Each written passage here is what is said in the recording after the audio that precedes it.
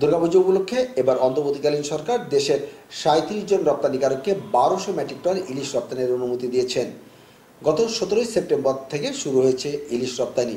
আজ পর্যন্ত বেনাপোল বন্দর দিয়ে ভারতে ইলিশ রপ্তানি হয়েছে ৯৯ মেট্রিক টন। প্রতি কেজি ইলিশের রপ্তানি মূল্য $১২.৫০, যা বাংলাদেশি টাকায় প্রতি কেজি পড়ছে ১৫৫০ টাকা। এর আগে গত বছর দেশের ৪৯ জন রপ্তানিকারককে ২৪২০ মেট্রিক টন ইলিশ রপ্তানির অনুমতি দেওয়া হয়েছিল। ওই বছর বেনাপোল বন্দর দিয়ে ভারতে ইলিশ রপ্তানির পরিমাণ ছিল ৫৩২ টন। ইলিশ সাধারণ রপ্তানি পণ্যের তালিকায় থাকলেও ২০১২ সালে সংকট দেখিয়ে দেশের বাইরে ইলিশ রপ্তানি বন্ধ করে তৎকালীন সরকার। তবে ২০১৯ সালে এসে আবারও বিশেষ বিবেচনায় শুধুমাত্র দুর্গা উৎসবের সময় ভারতে ইলিশ রপ্তানির অনুমতি দেওয়া হয়। এরপর থেকে প্রতি বছর দুর্গাপূজার সময় ইলিশ রপ্তানি হচ্ছে ভারতে।